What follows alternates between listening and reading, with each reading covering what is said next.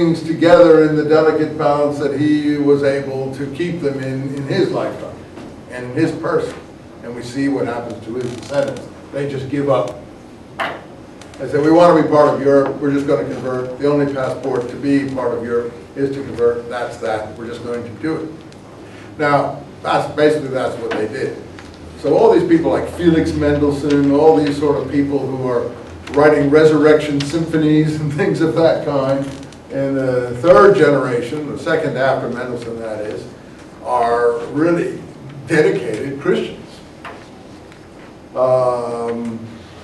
So a lot of the criticism of the Orthodox and the reaction to the Enlightenment or the emancipation and the thinking it entailed, the science of Judaism in Germany, was criticism that all you did was basically desert and decamp.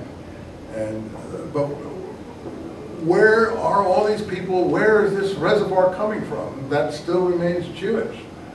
Oh, there are still Orthodox Jews in Western Europe, but some of the avant-garde, the tip, is converting. We're going to read another one here in the Zionist material called, I forget what his first name is, Hess, H-E-S-S.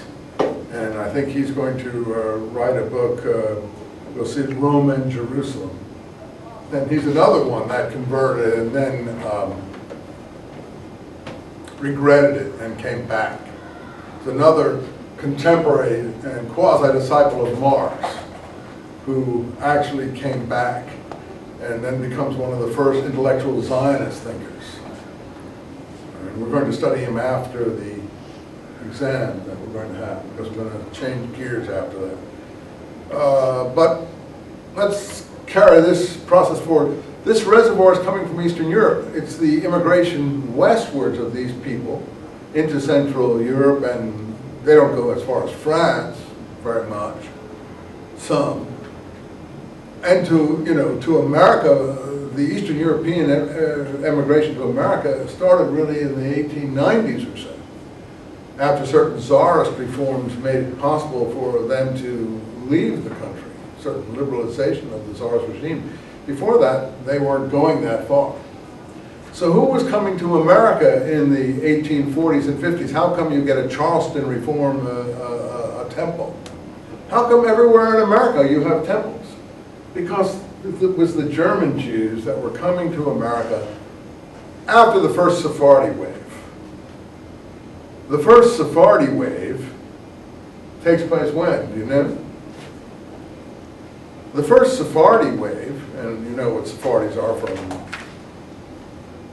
countries like Holland. Why are Sephardis from Holland? We covered it, but just to review it a minute in your mind. How come you have Sephardis from Holland? Because go ahead. They go from Spain. They went to Spain to Holland as refugees. Moranos, some of them just never converted to Christianity at all, not secret Jews as Moranos were, but just people who fled.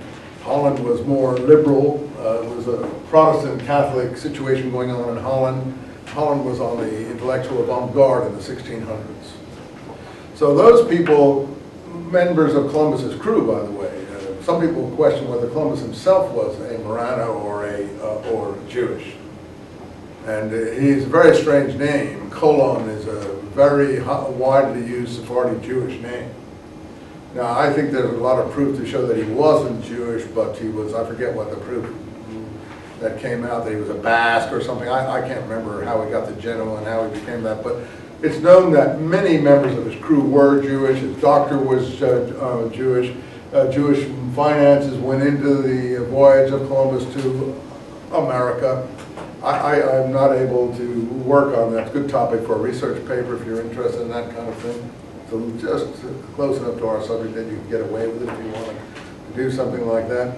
But there's a lot of new material on Columbus and the factors behind his voyages.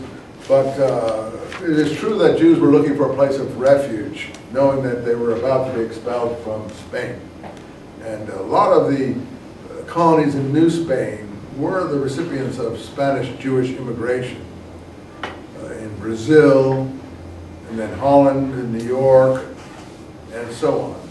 I think one of the first Jewish settlements was in Newport, Rhode Island, because the founder of Rhode Island was a terribly liberal person. I forget what his name was, but he's known as a very, welcomed all creeds in Rhode Island.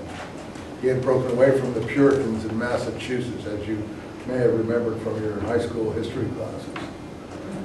So Newport, Rhode Island was where the first Jewish synagogue, it wouldn't be a temple, you see, because Sephardi Jews didn't found temples. Sephardi Jews would still be involved in synagogues. It was Reformed Jews from Germany that founded temples. So wherever you see a temple, you know you're dealing with Reformed Judaism from Germany. For instance, I was brought up in a place in the East Coast where my mother was from German Jewish background. My father was from Russian Jewish background. And my father was originally very Orthodox. He had brought up in what's called a heder, one-room sort of Hebrew schoolhouse, and so on, where they just learned Hebrew and things like that, or Yiddish, or whatever they were teaching in that particular context. And my mother was like totally liberated, totally assimilated, totally Americanized by this point. And none of them were Europeanized because they were second generation. But but the German Jews were just far more assimilated, Americanized than the Russian Jews. And for my father to marry my mother, that was a huge, I hate to put it in those terms, but catch for him, that he would get a upper middle class Jewish princess, if you want to call her. I can't picture my mother as a princess, but in any case, someone on the that was really above his social station, and he would be basically considered immigrant, new immigrant sort of person, trying to be American and so on. So to win that, to make that conquest. In fact, I think it happened after the stock market crash, so I think there's a lot of economics that went into it. He had a job where other people didn't, but where her father lost all his money, etc. But I don't want to go into family history about how marriages developed and occurred. But it may not have been all his undoing, but obviously she did. She felt he was someone special and so on. But she's still alive, by the way. She's going to have her 100th birthday in February, so it's just quite amazing to me. I could never imagine she could survive that long. It's just astonishing to me. If you saw her when she was younger, smoking and every other thing, you would never have given her 100 years.